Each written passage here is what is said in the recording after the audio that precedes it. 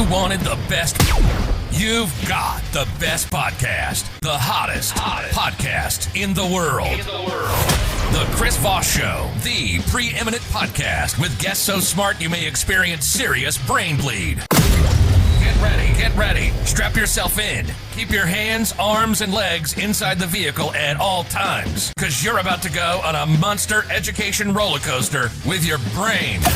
Now, here's your host, Chris Voss. Hi, folks. Chris Voss here from thechrisvossshow.com, thechrisvossshow.com. Hey, we're coming here with another great podcast. We certainly appreciate you guys tuning in. Thanks for being here. Go to all the places, the drill. Refer your friends, neighbors, relatives to the show. Make sure you give it a good referral on iTunes.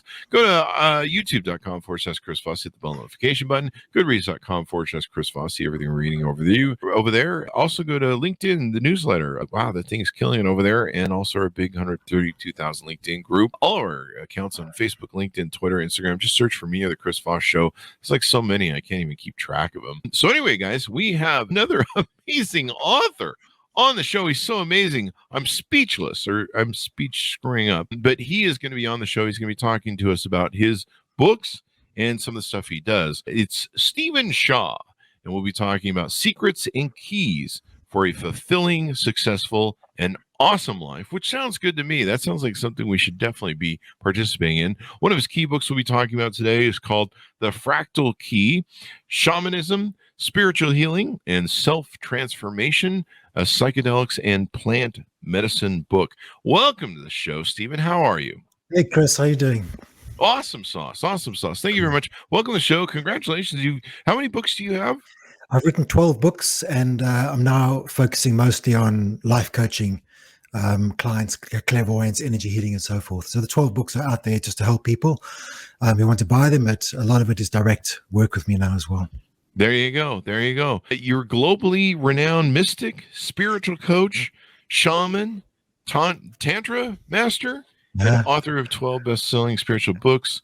You've been seen on lots of different radios and podcasts. So we're glad to have you now here on the show. Tell us about your life mission, if you would. Yeah, my life has been quite interesting. When I was 15 years old, I had this calling inside of me, and I knew that my goal in life was to find the secrets and keys for finding out how to make life awesome and what it was about. I was young and naive. I didn't know anything then, but I just had this feeling inside of me. I think a lot of people struggle to discover who they are and what they want out of life and what they want to do. But I was born just knowing this is what I wanted to do. I was born with a feeling of knowledge. I had an insatiable curiosity and a hunger for knowledge. And I was always thinking, even from a young age, how do we make life better? Yeah, we definitely should do that, because sometimes it's not so great, especially, all the weird stuff we've had going on the last 2 or 3 years. Yeah. So let's get your .coms. We want to get those plugs. So how can people find you on the interweb and reach out to you? Well, my website is iamstephenshaw.com. Stephen is spelled with a PH. It's probably not the American spelling, but ST. There you go. So where did the strong drive come from? You mentioned earlier it came from birth, and was there anything else that shaped you in your early life? Yeah, some people in life are born with innate talents and drives, and other people kind of acquire these as they go along. They meet amazing people or see something on TV. One of my drives was my mother had severe bipolar disorder, and my home life was very unsettling and quite threatening. Mm-hmm. And then I lost her at 5 years old. So there was a combination of a lack of love and deep fulfillment from that. So the drive that I had from an early age, it wasn't just seeking knowledge because of this incredible curiosity. It was also because of this feeling I really wanted to know what fulfillment was about and love. So that was a big driver, definitely, in my life. That definitely makes a difference especially, any child when it loses a parent, but especially a son, because a mother shapes a son a lot. And so I'm sure that had just an amazing impact on you. Mm-hmm. Tell us about your clairvoyant experiences and what got you into that. Yeah, this is quite an interesting thing because, again, some people are born with innate talents. Maybe they're born with dance or music or mathematics in their soul. It's kind of like that. And other people acquire these things. So many people are intuitive, and many people are aware of this intuition, and it's an important part of our lives. But clairvoyance is kind of like the enhanced version of this. And I was born like this. So I would have this experience where people would come into a room and I would be able to sense their emotions immediately and know things about them that I shouldn't be able to know. It was very hard to understand when I was a young child. And on top of that, I had this experience where I was seeing these beings of light moving around me. Now, that sounds probably a bit new age and woo-woo, but I was experiencing it and seeing beings of light. I had no points of reference. I couldn't understand what this meant. But because I felt safe and good, I just called them the good guys. And that was part of my life. At the same time, of course, I'm having this experience.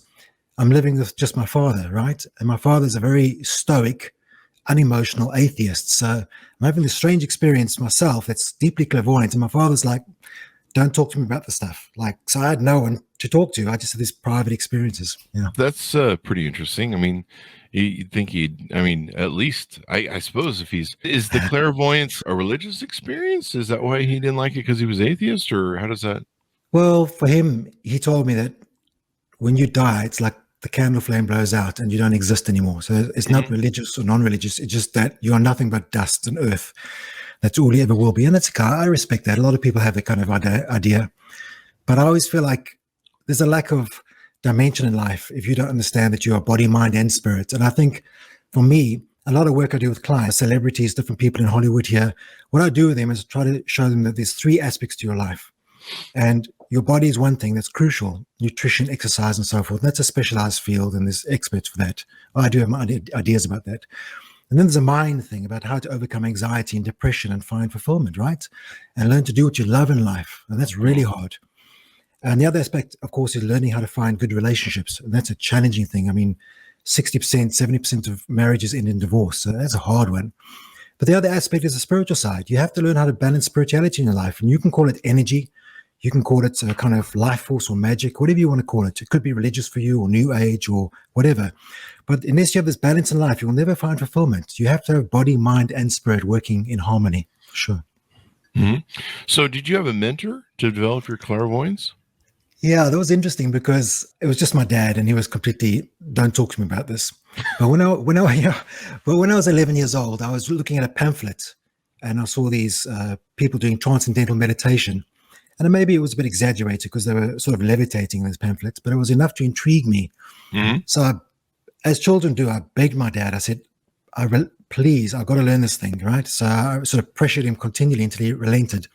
And then I went and learned transcendental meditation when I was 11 years old. And actually, it was a fantastic sort of first step. I wouldn't say it was mentorship, but the result of that is, first of all, very quickly, through the meditation, I had a whole lot of repressed grief that came up, no doubt to do with my mother. And I cried for 2 solid weeks, which worried my dad like crazy. And he begged me to stop, but I wouldn't. And after that, I started having these really profound states of peace. And then I had a few unusual experiences. One day, I think probably 6 months after learning to meditate, I was sitting with my eyes closed, and I saw in the distance, like in my mind's eye, a silver dot. And it started spiraling and rushing toward me. And then it hit me in the forehead here, and light kind of exploded in my head. Again, I had no idea what this meant, but it was profound. And I later on learned from teachers I met in the future that this was what they call the third eye being activated. So, yeah, I had a few of these amazing experiences, but again, couldn't really share them with too many people. So a lot of this was taking place in your youth, correct?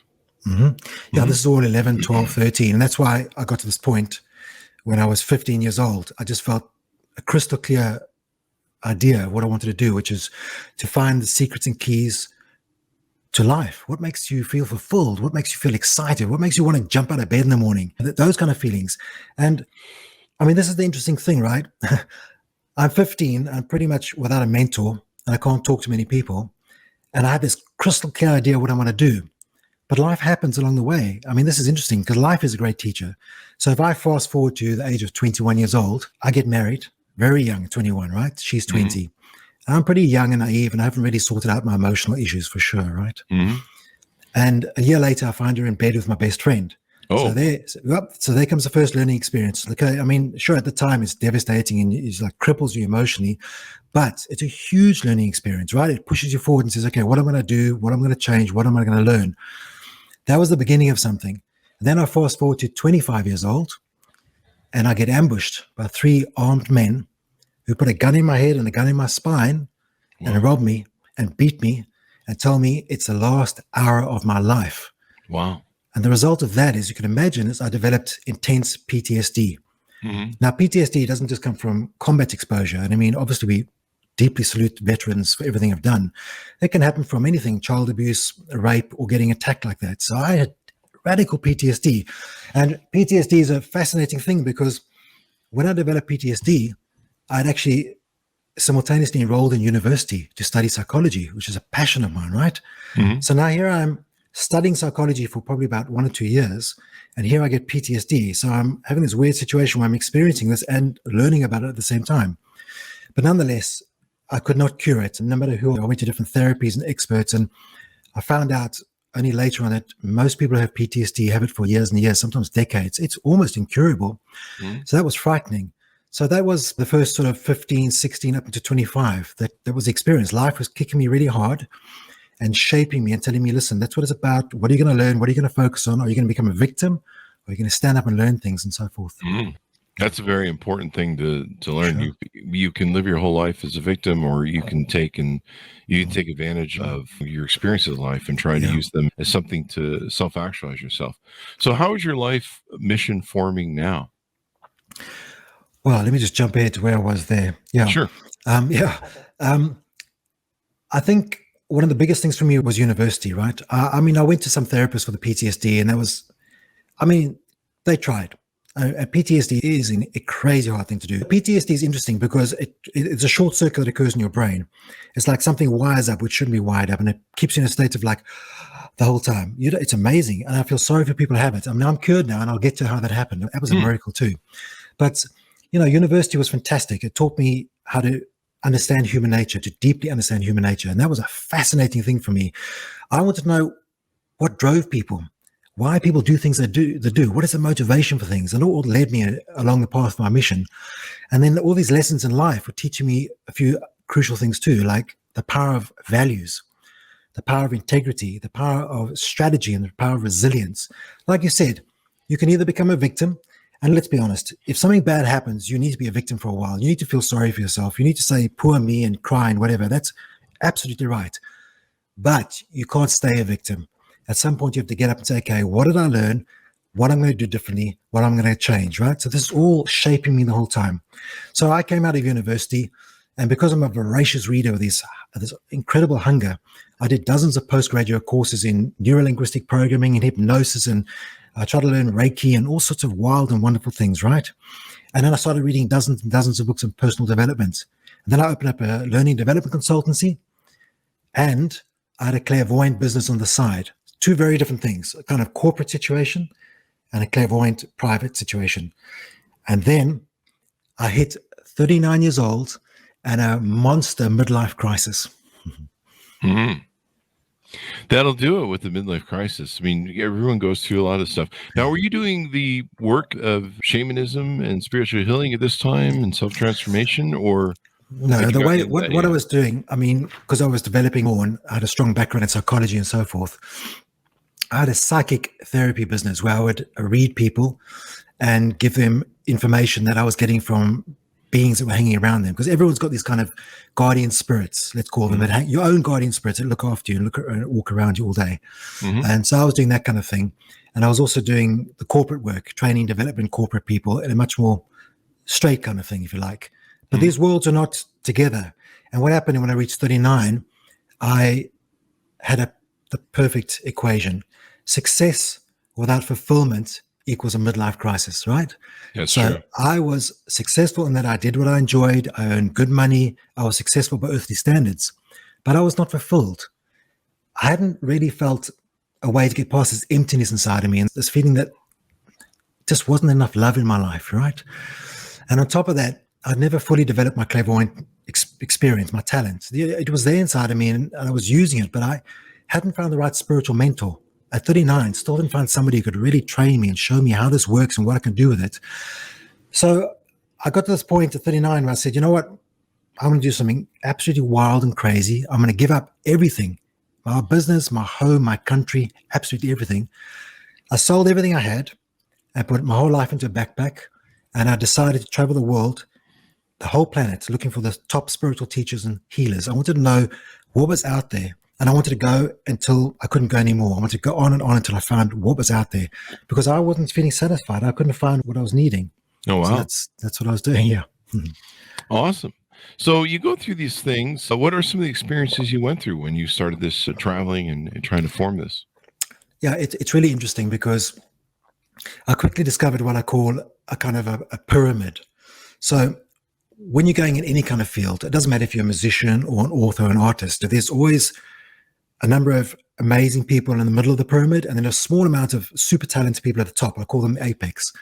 So when I started traveling and I was doing this full time, the first thing I noticed was, and I'm going to be brutally honest here, there's a number of charlatans and self-deluded teachers, and that's in every profession anyway, but especially in anything to do with New Age, woo-woo, shamanism, you have to be very careful. And I think a lot of people get caught in this minefield or this trap, and they can get fleeced of their money and so forth. So on the base of this pyramid, you've got a lot of these people that are called self-deluded, that don't really offer anything of value. They believe they do, but they don't. And that's a minefield. And then if you move up to the middle of the pyramid, where there's less people, you get the people that most of us know about, the good spiritual teachers, the shamans, people that offer you life knowledge, power, things that can change your life, useful things. And a lot of people get to this position, and I hope they do. But I got to the middle of the pyramid, and it had already been like 2 or 3 years.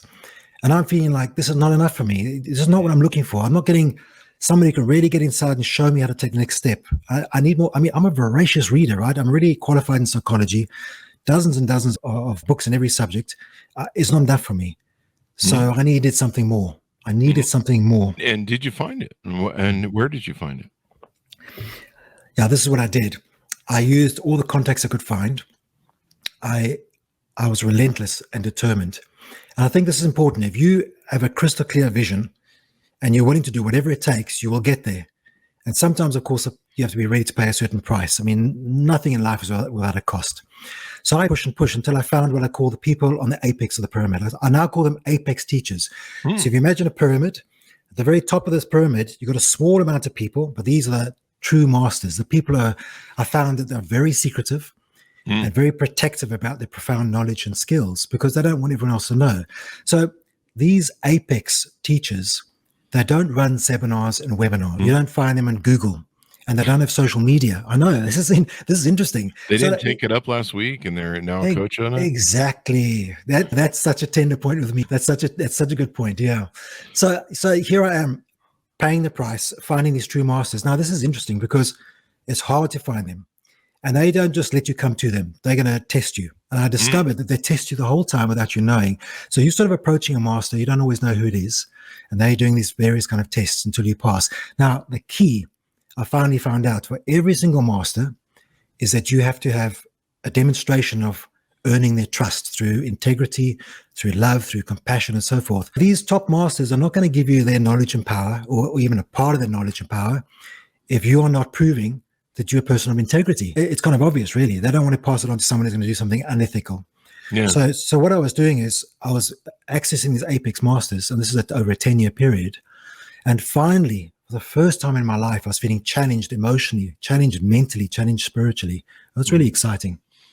Yeah. And I imagine they don't want to waste their time with people that aren't going to take it seriously. So they're exactly. Yeah. Sure. Yeah. They're just like, we don't want to waste their time, because there's probably a lot of people that come, but a lot of people aren't serious and stuff like that. So where did you go to it from there? Well, part of my love of education and psychology, and also because of my father, my father put this very rational, skeptical attitude in me, which I think is very healthy. I'd rather be super skeptical than super gullible, right? Yes. So every time I'm approaching these various people, I'm going there and saying, okay, I have a very low tolerance of beliefs and ideology. For me, beliefs are a prison of the mind, right? And ideology is something that people have when they don't have direct experience of something. So I would go to these apex people, and unfortunately, I was a little bit impatient, a little bit arrogant occasionally. I'm not going to lie, okay? So I would go there, and I had this phrase. I would say, show me. Don't just teach me, show me, right? Because when you say show me, you weed out all the charlatans and the low-level teachers and so forth, right? So I had a few interesting experiences, okay? So one day I'm with a small group of people. This guy called himself a metaphysical teacher. Everyone's got different titles. I don't really care. That's his title, right? So I'm standing in a horseshoe, and he's at the end of the horseshoe. So he's probably 2 or 3 yards away from me.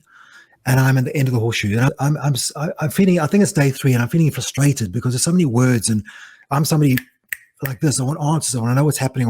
I want tools and techniques, right?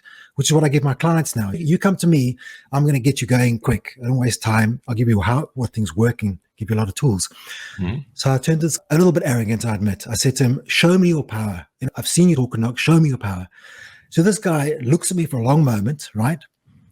And then he does not move his body or say a word, and he knocks me to the ground completely, right? Wow. I mean, that's a big learning experience. So I'm not only knocked to the ground, but I can't move. I mean, I'm breathing and my eyes are open and I can blink, but I cannot move. I cannot get off the ground. Mm-hmm. And there's a guy standing next to me in the same group, and he looks at me and says, this is nonsense. I'm sure you're just playing around here. So the metaphysical teacher knocks him to the ground too. So we're laying there side by side, both of us unable to move. Wow. So obviously I got up from that and I shut up and I listened and I learned, right? Because this guy is saying, he showed me I've got something here, and I learned a lot from him. It was amazing. Wow. Yeah, and another example is when I learned tantra. Another fascinating, by the way. Mm-hmm.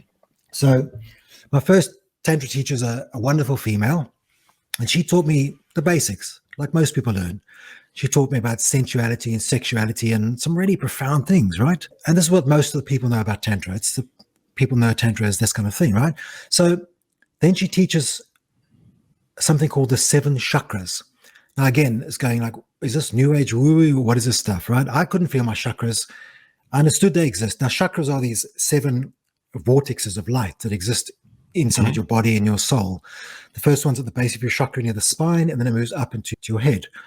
So she taught the theories, and people are in this big hall. There's 20 people shaking and making these weird noises. And I'm looking around thinking, as I do, is this a placebo effect? Are these people over emotional? Are they gullible, right? Because I'm feeling nothing. Mm-hmm. Now, this is, again, a mid-level teacher. So I didn't really get the experience of the chakras. But here's the interesting thing. A few years later, I meet a tantra teacher on the apex. And this woman just comes up to me, right? Without physically touching me, she puts a hand at the base of my spine, probably about a foot away from my spine, right? And she drives up this powerful energy into my spine. So powerful that I had no choice but to, these things exist. Because what happened is, I realized later, is my chakras, if you imagine them as a pool of water or a lake of water, and they're frozen over, they're blocked, right? So she throws this energy up my chakras, up the channel, and I feel each chakra break, like the ice breaking. And it's like, I won't say painful, but it's pretty like intense experience. And you actually feel the chakras breaking. And when that energy drove up me, again, an apex teacher, not available in Google, not on social media, right? And I had to go through a number of tests, but she drove this energy up through me. And when she did this, I had something called a Kundalini experience, which people say is mythological maybe, but I had it. And the Kundalini is insane, because when you have Kundalini experience, you have what I call it orgasmic ecstasy. I mean, it's like, oh my God, happening in your entire body. Like, you just like, it's mind boggling. And you have a spiritual transformation, a consciousness shift at the same time. And being with her, she continually taught me the Kundalini experience until eventually it becomes part of you and you can do it by yourself. So the sort of moral in this thing really is, I don't speculate about chakras now. And I don't believe in chakras. I know they exist. And that's what's important. So when I'm dealing with A-listers and celebrities and other people I'm coaching here in California, I'm not teaching anything I believe. I'm not teaching anything I speculate about. I'm teaching things I know. And I make sure that these people experience the same thing. They don't want knowledge. They want experiences, right? And that's profound. Definitely. That's what transforms people. Yeah, definitely. So when you coach people and work with them, what are some of the services you provide, and how do you help people? Well, I've created something now which is called chakra shamanism, and because it combines, and I'll talk about shamanism in a minute, it combines the most profound experience I've ever had.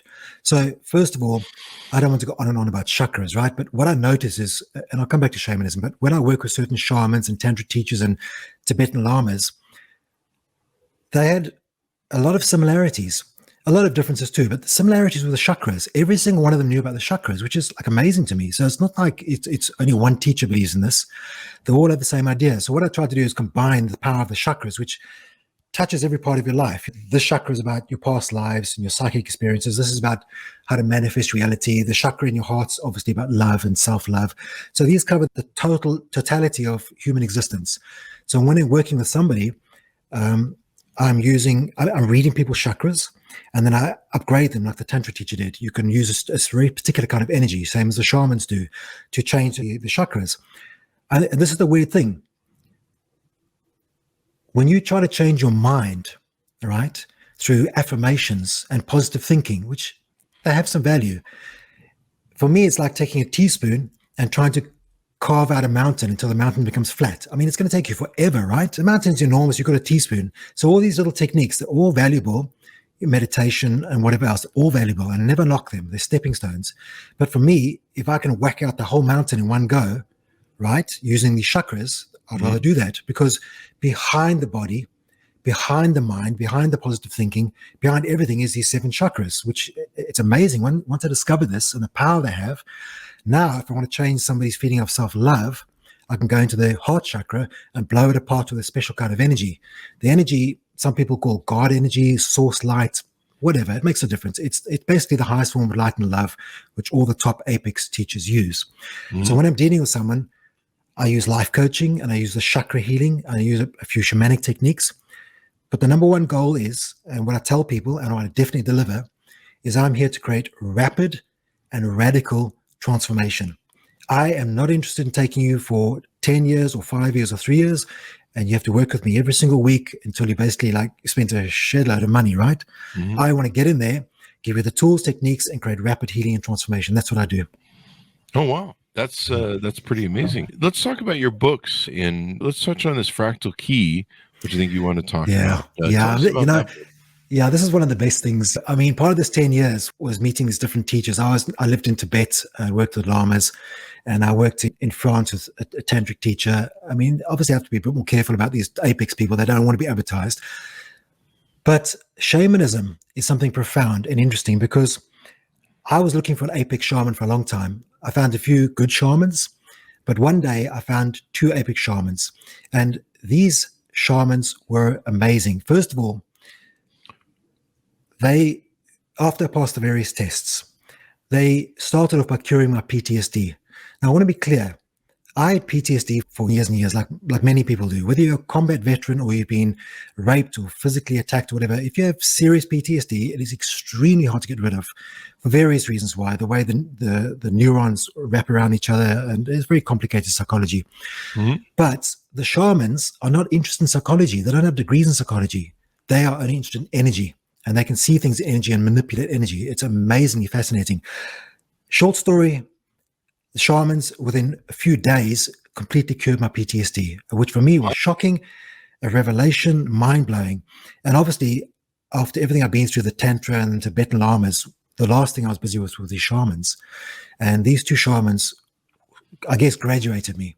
So once they cured my PTSD and I went through the various trainings with them and tests, they said to me, look, you already have clairvoyance, so let's really hone this for you and refine it. So they taught me how to walk in these different worlds. So a true shaman, an apex shaman, can cross over from this reality to the other realities, the worlds beyond this.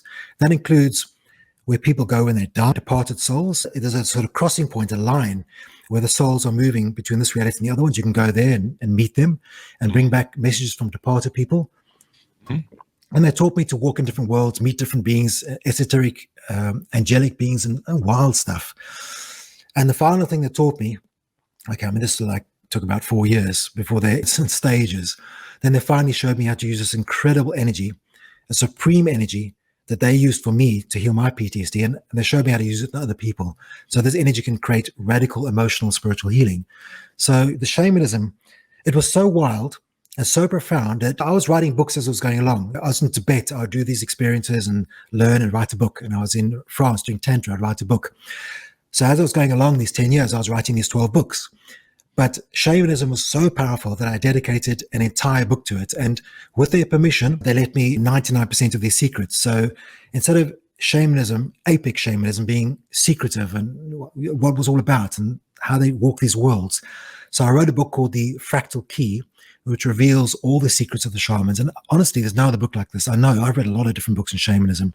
So here it tells you exactly how it works, what the multidimension is about, how you can walk in these worlds. And also it talks about plant medicine, which is a fascinating subject. I don't know how much we should get into it here, but plant medicine basically is involving psychedelics. So although the shamans have profound energy skills, they use psychedelics, at least in the beginning. And I can explain exactly why they do this. So it's quite a fascinating subject. So yes, please do. Yeah, sure. You go ahead. I was just to tell us about it. Yeah. Well, it's taken me a long time to work this out because you sort of putting together all the psychology you understand and the books I've read and then the tantra and the Tibetan lamas and all these things are coalescing into a holistic kind of viewpoint to understand how to interpret everything else. So the psychedelics themselves, why they work is this. First of all, psychedelics are non-addictive, right? That's important. They're not like other drugs. I mean, I don't advocate drugs in any way, shape, or form. I mean, obviously, heroin, cocaine, these things are crazy and no one should do these things. But psychedelics are natural plants that grow in the world where they live, right? So, for example, if you're in Peru, one of the psychedelics, my favorite psychedelic, in fact, is a cactus called San Pedro, same as you get peyote. Okay. Now, this so it's the same. In Peru, you got the San Pedro cactus, and in North America, you got peyote. The common ingredient in those two things is called mescaline, right? And mescaline has profound effects on your brain and on your body, right? Now, the key to understanding what psychedelics do is this: two things, and this is what people don't get. It's not just like you're taking a drug. First of all, they open you up, right? They open you up emotionally, psychologically, and open up your energy field. So the shaman would say it's opening your energy field, but as a psychologist, I can say it's definitely opening up your mind and your being as well, right? Now, when you're really open, that allows something to get inside of you, which can create a radical change. So you imagine like a liquid energy of love, for example. If you were wide open like a clam, so that your most secret, vulnerable areas were exposed, and then I went in there and I put in some beautiful radical love, some profound cosmic energy that's hard to even explain, that would transform you from the inside out. Instead of trying to struggle through affirmations and meditations from the outside in, I'm now going right inside of you and putting that magic in there. And that's what the shamans are doing. And the second thing about psychedelics is they amplify. In other words, they will go in and find your stuff, your trauma, your sadness, your grief, your negative thoughts. Same thing, right inside, opens up, looks for that stuff and pulls it out. It forces you to bring up whatever is bothering you on a subconscious level, repressed memories, maybe childhood abuse. So there's two different things here. And it's taken me a long time to work this out. And I've never heard anyone talk about this because it's a result of all my education and teachings and this sort of holistic viewpoint. So when you take a psychedelic, it's not the psychedelic by itself. And that's crucial. You can't sit at home and pop a psychedelic. That does not work. And no one should know. No one should do that. Because if you're sitting at home and you open yourself up and this stuff comes rushing out of you, past life trauma, childhood abuse, depression, and it blows up in your face 100 times stronger than normal, you might have a really bad reaction, like jump out a window or have negative thoughts about, suicide. So the key thing is you must have a psychedelic and you must have a spiritual teacher, shaman, psychologist, psychiatrist, whatever, whoever it is, somebody who knows what they're doing, right? So the first step is open your heart up, amplify all this negative stuff, bring it out, look at it, embrace it, hug it, and get rid of it. It's gone forever. That's what happened with my PTSD, right? Yeah. All the stuff came rushing back to me. I saw the faces of the people who had the gun in my head, the gun in my back, and the fear, and I thought I was going to die at that moment, the terror. It came rushing up. I screamed like for about half an hour. I just screamed, but it was actually stuff exiting me permanently. And the result of that is cure, zero PTSD, which is it's miraculous. And then the system's always the same. First, the junk comes out of you, right? And then while you're still open and all that stuff's open and you got no more negative stuff, then they pour in this divine light or love or whatever else. That's as simple as it gets. And that's the power of shamanism. And that's what I do with clients now too. It's such a simple, insanely rapid and radically effective technique. And the whole process is going to take you about 8 hours. Wow. If you take mescaline, you are like in this incredible space for about 8 to 10 hours. Mm-hmm. Yeah. Wow. I've been looking over across your books collection too that you've taken and written. You've got a lot of great reviews on these books, hundreds and hundreds of reviews, and they're really well reviewed.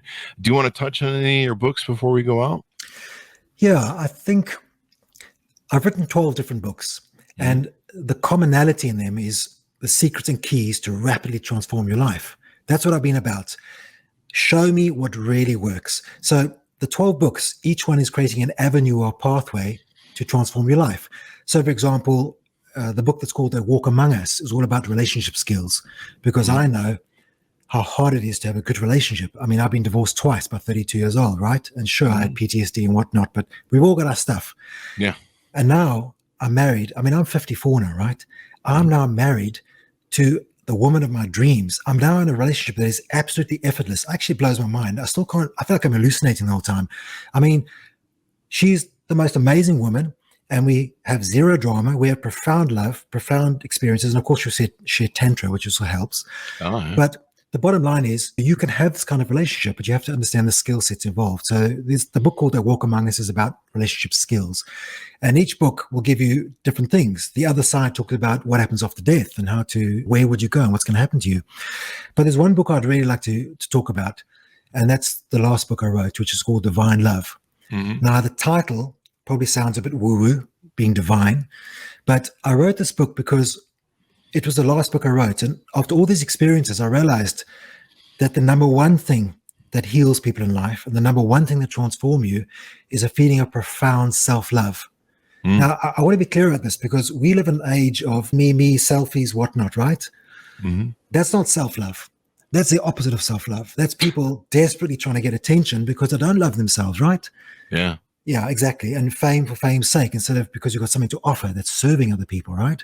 Or narcissism. Exactly. Well, that's the opposite of self-love. So I wrote this book because I realized that all these things in my books are helpful and profound. But if you do not have profound self-love, you'll never know peace.